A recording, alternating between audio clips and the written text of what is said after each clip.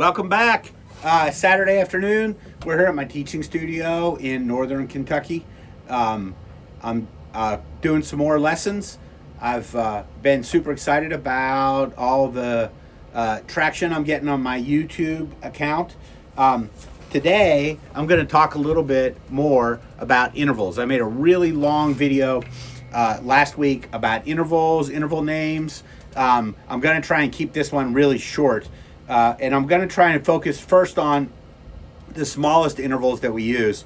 That one of the things that I run into with people in lessons is that they don't really have a good understanding of how scales or chords work because they don't really understand the building blocks of the scales and the chords, which are the intervals themselves. And so I realized it would be like if I said I'm going to run 10 kilometers, that's 6.2 miles. But if you didn't have any idea, if I said I'm going to run 10 kilometers and you said, well, how long is that going to take? Is it going to take days, weeks, minutes? Like, I don't have any idea how far that is. And that's because if you're not familiar with that distance, you just don't have a good way to measure it. And so I see a lot of videos on YouTube. I don't watch a lot of videos on YouTube, but I teach a lot of guitar lessons, and it's really common that people will come in and they'll say, hey, can we watch this video? I'm really open to that. There's a lot of great content on YouTube, but sometimes the people that are teaching it, they might leave out important bits of information. So I'm happy to go over it with my students. We'll talk about it, and I'll try to fill in the blanks, help them develop a practice plan if they want to be able to practice some of the concepts that we're seeing in the video themselves. So today I want to talk about major and minor seconds. And this video, I'm only going to talk about major and minor seconds. I'm going to make another video, and I'm going to talk about major and minor thirds. If you understand how to do major and minor seconds, and you can do major and minor thirds, that you can build just about any scale. That I believe very strongly that professional guitar players, the people that you really like, Jimi Hendrix, Stevie Ray Vaughan, Dickie Betts, Warren Hayes, I mean, it doesn't matter who it is. It doesn't matter if it's Yngwie Malmsteen, John Petrucci, that whenever they are playing scales, they are not thinking about patterns. They're not thinking of like pictures of grids, chord grids, or finger shapes on the neck of the guitar. That I know firsthand that whenever I'm playing a song and I'm improvising, I'm really thinking about what we call the harmonic rhythm, which that's the movement of the chords. I follow that. And so coincidentally, the notes, the root notes of the chords, they usually are in the scale. And if someone was to ask me, I want to be really good at improvising. One of the examples I always use, Carlos Santana. He's very good at improvising. If you said, do you know what he does? I would say I have a very, very good idea what Carlos Santana does. That he typically plays notes that are from the chords. So if the song's got a D minor chord, he's going to play the notes D, F, and A. And then he'll embellish those notes, the D, F, and A, with other notes that are from the scale. And that's how he creates such really cool flowing. Sometimes if you only play the notes from the chords in your solos, it can sound, I don't know, I'm going to say a little boring or preconceived. There are exceptions like jazz tunes that have a lot of chords where the chords change really fast. Sometimes you only have enough time to play the notes from the chords or a few notes. But for longer, more jammy type tunes, like the stuff that we usually think of Carlos Santana playing, that embellishing the chord tones with notes from the scales, that's really where it's at. So this is what we're going to do. We're going to learn how to play a major and a minor second. So I have my chart. Here's my major and minor. Here's the chart. And it says minor second, 1 half step, major second, 2 half steps. Then I have this sheet this is my sheet that I made. I call this the chromatic circle, and I can pop this up on the screen. So the chromatic circle shows the names of the notes on the neck of the guitar. I should actually also I'm going to do a class, I'm going to do a video where I teach people how to figure out the names, all the names of the notes on the guitar, and write those out. That's a great, people that come in for lessons, I have them do that. That I have a worksheet and they fill it out. I'm using my new app on my phone, the Black Magic Camera app, to record.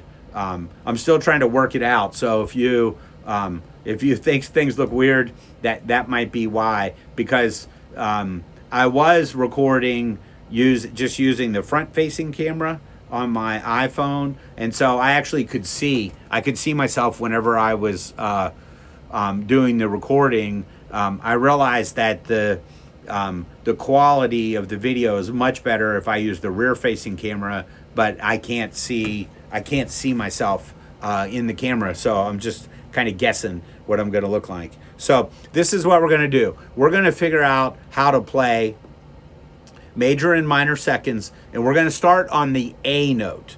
And the reason why we're going to start on the A note is just because it's the first note of the alphabet. It just seems like the simplest place to start. So if you remember from my previous video that whenever we are counting intervals, there are a series of steps, and it's based on the archaic method of how they're defined. Watch my other video if you're interested in this. It's long, and I try to really address all the things. The reason why the interval is called a major or a minor second is because there are two letters involved in spelling the interval. So this is going to be A. We're going to start on A. So the first letter is going to be A. That's the first letter. The second letter is going to be B. These are the two letters, A and B. Now, if we look at our chart, and remember, you need this chart. I always say it's like having a measuring tape if you're a carpenter. So if you look at the chart of intervals, that the chart actually says that there are two kinds of seconds. There's a minor second and there's a major second. Now, if you remember, we had talked about this in my last video, that minor essentially means lesser or smaller, and major means greater or bigger in Latin. So the reason why there's two kinds of seconds, minor second, major second, is that one is smaller and one is bigger. So if we look at our chart right here, and we see that we have A, I'm gonna start on A, and I'm gonna go, and I can go from A, and the next letter is B. So I can go from A, and I can go up to B. And so you'll notice I go A, I skip B flat, and I go to B. This is two letters, A to B. This is a whole step. Now I'm gonna go A, and I'm gonna go to the one letter next door. You notice here it has A sharp or B flat. Well, A to B, this is also a B. This is two letters. This is one fret, which is a half step. This is the minor second. So the first thing we're going to do is we're going to play the minor seconds. So actually, the first thing we're going to do is we're going to play A on every single string.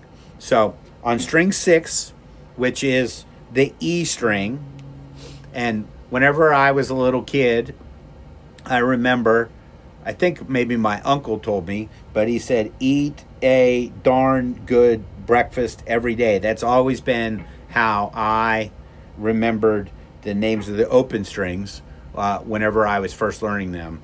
I've also heard someone say, Eddie ate dynamite, goodbye Eddie. Either one of those, as long as you know the names of the notes, you're in good shape. So we're going to look at our chromatic circle. I already know where this is, but I'm going to pretend I'm looking at my chromatic circle. I'm on E, and I'm trying to figure out what fret A is on. So if I'm on E, I'm trying to figure out what fret A is on, and I'm moving to notes that are higher in pitch. I'm going to start here, and I'm going to count the spaces until I get to A. I'm going to go 1, 2, 3, 4, 5. So that's 5, and I'm going to play. And and that is A. And I have a tuner. Sometimes I don't need it, but I'll put my tuner up here to demonstrate to students that this is A. I have these memorized already. So, but string 6, fret 5, A. Then I'm going to go, if you remember, I always say the magic numbers. The magic numbers are -5 and +7. The magic numbers are what allows you to find the notes. The magic numbers allow you to find the notes on the adjacent string as long as you start on a thick string and go to a thinner string. So I'm going to go 5, and I can either go 5, -5. 5, -5 would be 0. Here's A, and then 5, -5 is 0. That's A. I can go 5 plus 7, which is 12. That's also A. So here I have 0, and from 0, I can't go 0, -5. That would be way down here off the end of the neck of the guitar. But I can go +7. So if I go 0 plus 7, I'm going to go to string 4. That's so here I'm going to go 7 minus 5. 7 minus 5 is 2. So I move to the next string. There's 2. I'm going to go 2 plus 7. 2 plus 7 is going to get me to 9. But if you remember on string 2, we always have to add one. I say bump it up. So I'm going to go. That's A. And then I'm going to go 10 minus 5. And that's A. So here's my A notes. String 6, fret 5. String 5, open or 12. String 4, fret 7. String 3, fret 2. String 2, fret 10. String 1, fret 5. So I found every A. So now the next thing I'm going to do is I'm going to play the minor second. So I'm going to play A, and I'm going to play B flat. And if you'll remember, here I have A where I'm going to start, and I'm going to go to B, and I'm going to add the flat. So it's going to be A to B flat. So now we're going to do this. So A is on string 5, B flat is going to be 1 fret higher, it's on fret 6. So this is going to be a minor second. Do it on the next string. This one's very easy. If you can remember where the A's are, you just have to go 1 fret higher.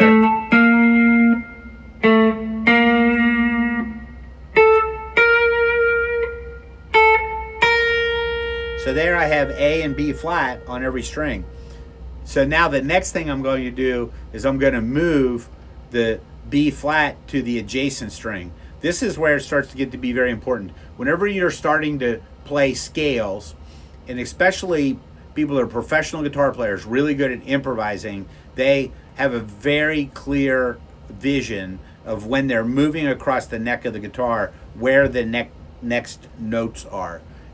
In my experience, most professional guitar players are not thinking about the letters of the notes that they're playing, but they think of the relationship from one note to the next, and they usually know where the root notes are of the chords that they're playing over. So we're going to go like this.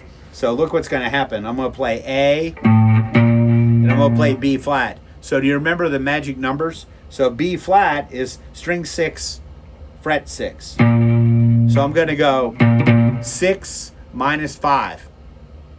And 6 minus 5 is going to be 1. So that's, and there's my B flat note. Can you hear that that's the same note? It's a pretty big stretch. So now, instead of playing the A to B flat on the same string, I'm going to move it to the adjacent string. And now I'm going to show you how I do this, how I've practiced this, how I've memorized how to do it. This is what I've memorized. Whenever I need to do the minor second on the adjacent string, that what I do is I put my hand, it's called in position. So I'm going to put my fourth finger, my little finger on the root, and I'm going to put one finger per fret. So I'm on 5, 4, 3, 2. So I have one finger on each fret. And then I'm going to stretch one fret lower with my index finger. So this is called extended position. So here I have one finger on each fret, and what I'm going to do is I'm going to stretch, so my index finger is going to be one fret lower. This is a minor second. Now I'm going to do the same thing. So I'm going to find A. I'm going to put my fourth finger on A. I'm going to put one finger per fret, and then I'm going to stretch one fret lower, and I'm going to go to the next string. So then on string 4, fret 7, string 4, fret 7, I have my fourth finger, one finger per fret, and I'm going to stretch. This is my minor second, A to B flat. On string 3, I'm going to need to come down to the A that's on 14, because I can't do it on the adjacent string here because B is the open string and I need one fret lower. So whenever I come over to string 2, I always need to add one. I always joke and I always say bump it up one on string 2. The reason why I say that, bump it up one, is that I'm trying to come up with, I don't know, a gimmicky way to say it to help my students remember it. So whenever I say bump it up one, I'm just trying to figure out some way that it seems kind of memorable to help people be organized with their thoughts. So here, I'm going to start on A. I have one finger per fret, but because I have to bump it up one on string 2, I don't need to do the stretch. I can just go. And the tuning of string 2, the string tuning is non-symmetrical. It's different than the other strings, and I see in my lesson studio that it's the area that has the biggest confusion for people whenever they're trying to memorize the patterns for scales, learn how to play scales, especially to improvise or to play melodies, that oftentimes there's a big hang up on these two strings because the patterns always change. In class, I always try to encourage people to just always use the same fingering and just shift your hand up a fret to compensate for that. That way, in your mind, that you'll hear the same scale patterns and they're played with the same finger. So you get used to associating a certain sound with a certain finger movement. As you get some competency with that, we'll switch the fingers so we get the stronger fingers playing certain notes, or maybe we want to bend notes, so we want to use our strong fingers. So now I'm gonna move on with my minor second. I'm gonna go to string 2, fret 10. That again, these strings are tuned normally, so I'm gonna put one finger per fret and I'm gonna stretch.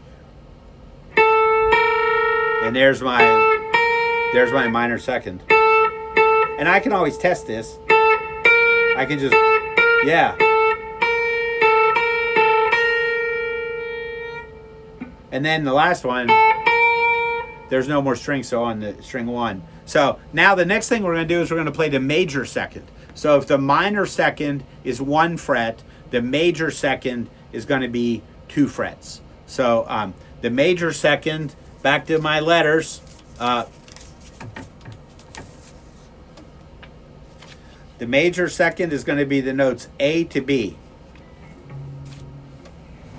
So I'm going to start. I'm going to start here and I'm going to go A. Remember where A is? A is fret 5. So I'm going to go fret 5 and fret 7 on string 6.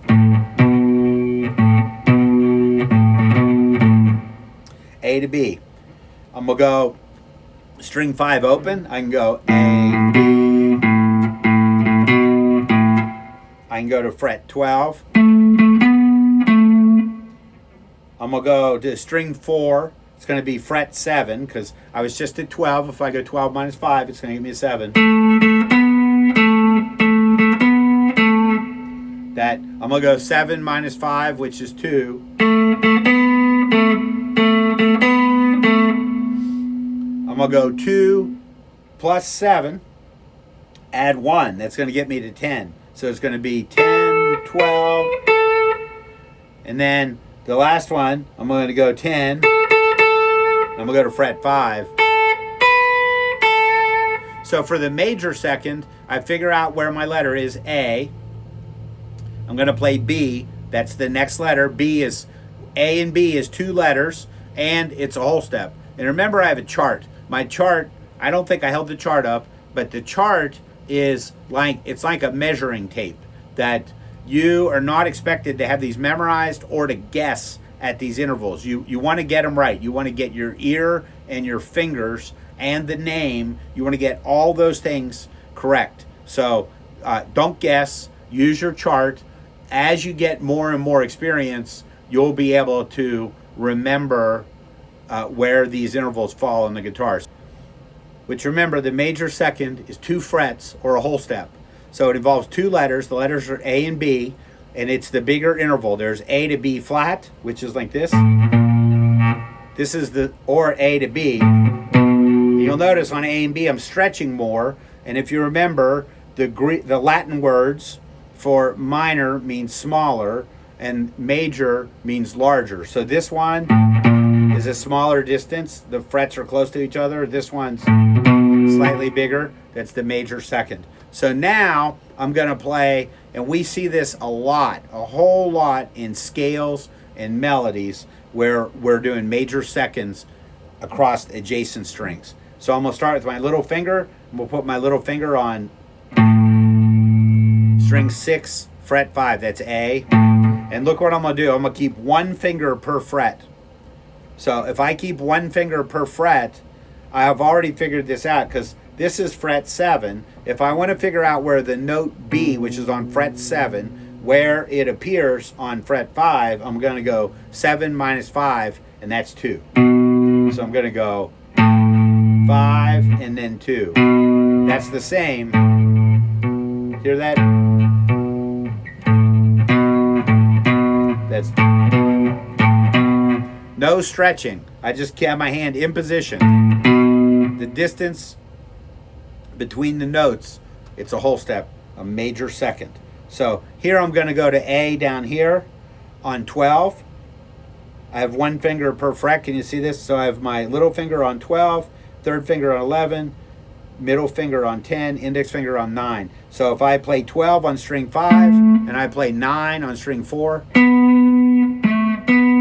that's my major second. Here on string 4, A is on fret 7, 1 finger per fret. It's called imposition. So I play 7 and 4, that's A and B. Now on string 3, I'm going to have to come down here to 14 because I'm going to try to avoid the open string. I'll demonstrate it with the open string. But look what's going to happen. I'm going to be on 14. I have 1 finger per fret. Well, we already know that I need to bump it up on string 2. So I'm going to play 14.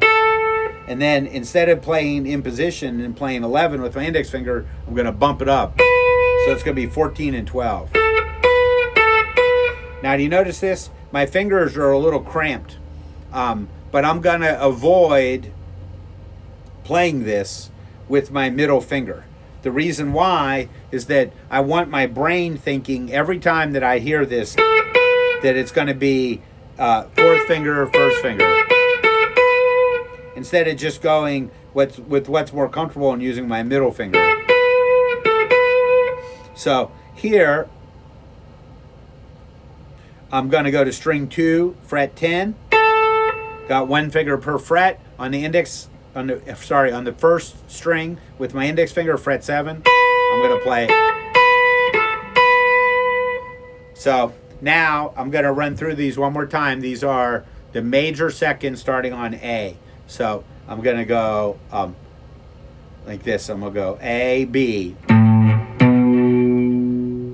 That's on the same string. Then I'm going to play them on the adjacent string. So I have 1 finger per fret, no stretches. come down here. I'm going to do it on 12. String 5, fret 12 is A. I'm going to go A, B, put my little finger on A. I can play that on the adjacent string. I'm going to go string 4, fret 7. I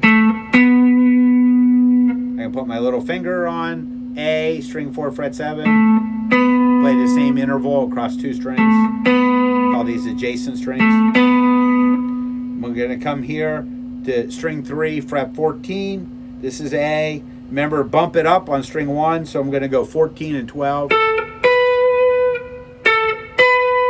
There's 14 and 16, 14 and 12.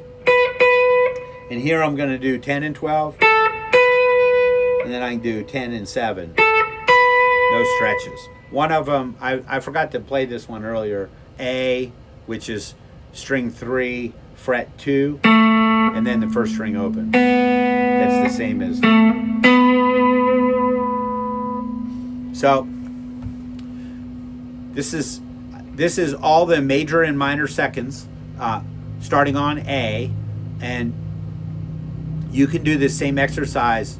I don't want my video to be too long. I usually would do it. I would start on A, and then I would do E, and then B. I would go around and do a few different notes. I'm gonna try to keep. I'm like over 25 minutes already, so I'm gonna try to wrap this up and not have it be some crazy long video. That I want to thank everyone that's been supporting me by watching my videos, and subscribing. That's the very important part. I didn't know that. I'm super new to YouTube, but I'm finding out that having subscribers is really important to move up in, I guess, in the algorithm. I'm still trying to learn all about how that works. So, subscribe to my channel and like. I'm gonna keep making some more videos. I'm gonna do the major and minor thirds next, and that's gonna allow me to demonstrate I've been building this up as we go. I've been demonstrating how to play country leads, country rock like the Allman Brothers and Leonard Skinner, Merle Haggard, some chicken picking stuff, and then some blues stuff like Stevie Ray Vaughan, blues rock like Jimmy Page. I've been demonstrating all that stuff, and the elements that you really need to have a mastery of to be successful with that is that we need to have major and minor seconds, major and minor thirds. That's going to give us the vocabulary terms that we need to actually understand what's going on and not just follow a pattern, some type of a grid or a shape that someone's shown you on the internet. I will show you the grids and the shapes. I like the Albert King box, the BB King box. Those things are pretty helpful, but especially whenever you have the words to understand exactly what they're doing. It's like my analogy of running the 10K. It's if your friend asked you to run a 10K and you were running with him and you just thought, oh my gosh, how long is this going to take? This is going on forever. And then all of a sudden your friend was like, that's it, we're done. You know, it's 6 miles. If you knew ahead of time how to pace yourself and how far you were going to go, well, that's the same thing is true as whenever you know how to find the root notes of the chords, and from there how to make a major or minor. It really opens the door that you can improvise and play in the style of people instead of memorizing what they've done. Like I always say, these great players, they figured out how to solve the problem. That my goal is to help you to figure out how to solve the problem, not just to memorize their solution. So all right, thanks for joining me on Saturday afternoon. Like and subscribe. That's what I always crack up. That's what everybody says.